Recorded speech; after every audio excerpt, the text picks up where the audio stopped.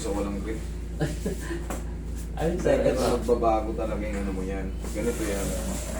Nung dati, kabila. Di ba yan?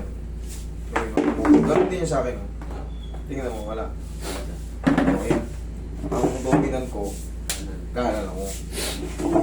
Wala yan dyan. Ganito yan. Nung nakaraan, kailan ka ba pumunta?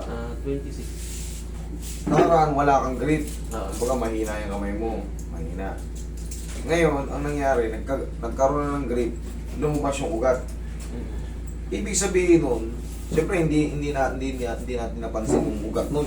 Hindi natin nakita eh. Kaya walang grip yan, ibig sabihin less yung dumadali na puwersa, less na dumadali yung... Ang power kasi natin dugo. Pagka walang dumadaloy na dugo dyan, mananamla yan. Ganun yun. Ngayon, nagsisirculate na yung dugo, nagkaroon na ng puwersa. Ang may naiwan lang sa loob, may sumasakit siya. Sumasakit siya sa loob. Pag ganito sir. ganyan. Pag naitutukod to, pag nabigla ako, parang papagod ako. Okay. Yun ang naiwan. Sige. Grip mo ako. Malakas na yun. Malakas. Kabila. Parehas na. Yun nga lang yung Parehas na. Merong naiwan sa loob. Okay. Ngayon, walang problema sa clicking. Huwag lang talaga siyang, walang problema sa clicking. Huwag lang talaga yung pag-click niya. Parang nangimay ka na. Masakit na. Yun. Pero kung clicking lang, basta walang kine-create na pamamanhid or pangingirot, okay lang yun kasi may mga pagkakataon talaga kahit sa paa, sa tuhod, sa siko, sa liig. Iba ganun. Kaya pag nakatunog, maginawa. Pero yung iba, pag tumunog, kahit sa singit, tumunog, namimilay. Yun ang hindi tayo papayag. Pagka kayo ay may lumalagutok sa inyo, pag lagotok, lalo especially sa tuhod, pag lumagutok tapos, hindi na maitapak. Yan. Kailangan niya palitan ng posisyon. Dito naman sa kamay, siyempre maraming buto yan. Buoy, putol-butol, ang tawag to. May mga maliliit na iwahiwalay ng buto. Ang tawag doon is carpal bones. Yan, sasalansanin natin.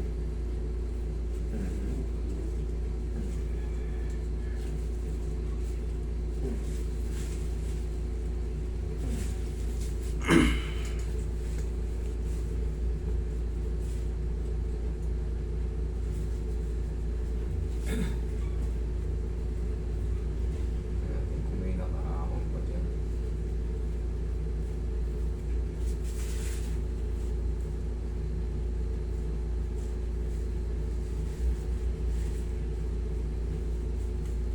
Yung mga nakasalungat. Yan.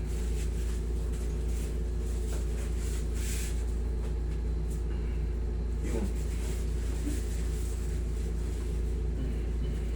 Try paging mahiwagang pao natin. Tandaan nyo pa yan, pag gagamitin nyo yung mahiwagang pao natin, alugin nyo muna. Yan. Pero yung sa step niya, mga ilang 3 weeks na yan, hindi nawakala.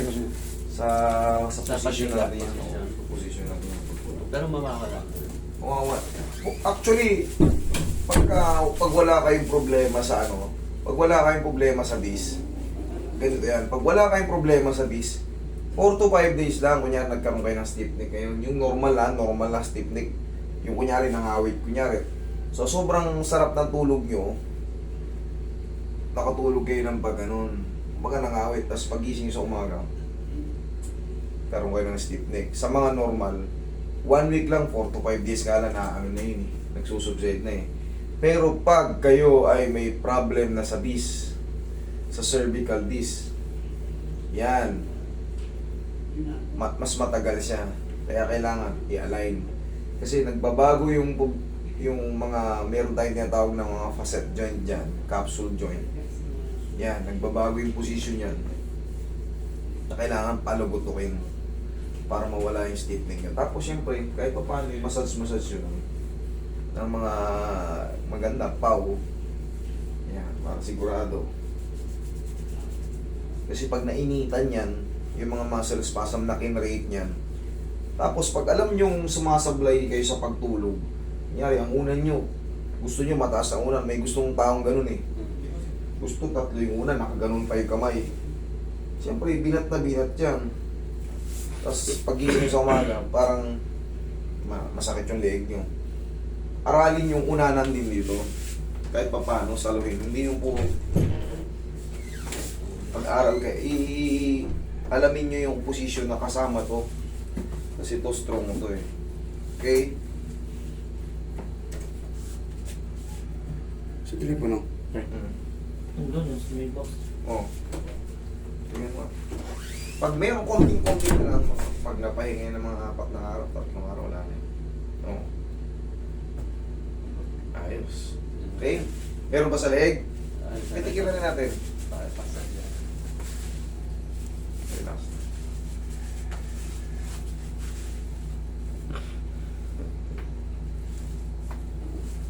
Sarap.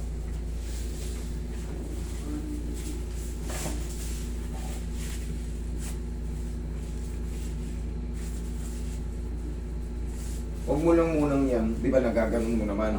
Huwag mo lang munang ipakapilit ng ganun. Kasi kung mayroon siyang swelling, siyempre pag may swelling ka sa nerve, may swelling ka sa mga ligaments, pag kinompress mo, magre-react lang siya. Hayaan mo lang siyang makasingaw. Kung nakaka-normal ka man, nakakahawa ka naman ng malakas, nakakasuntok ka, or... Kasi no need naman yung talagang hanapin mo ng ganun eh. Di ba? Wala namang purpose. Pero kung nag-arm wrestling ka, kahit mapahinga lang ng konti. Pero dominant mo kanan, di ba? Oo, sir. So hindi rin talaga, wala ring purpose din talaga yung mga pagtupi ng todo.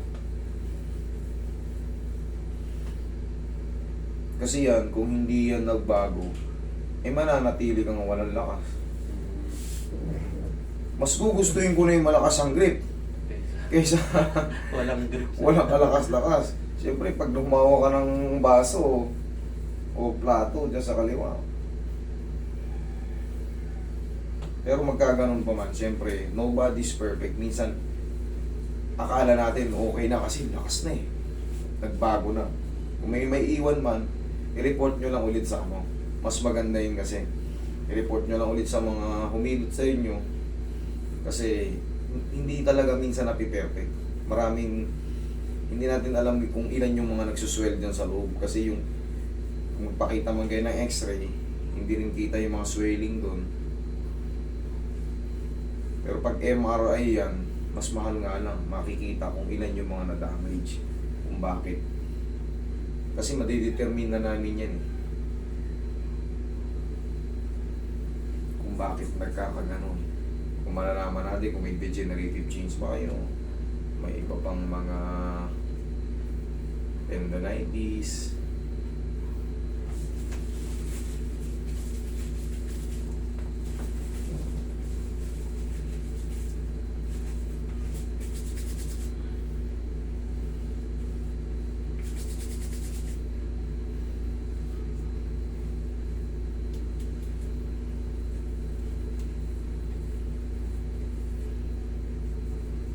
Oh, lingon ka nga ako. Kabila. Oh, malakas na. Banayad na. Okay? Okay. Isang lagatok lang pala.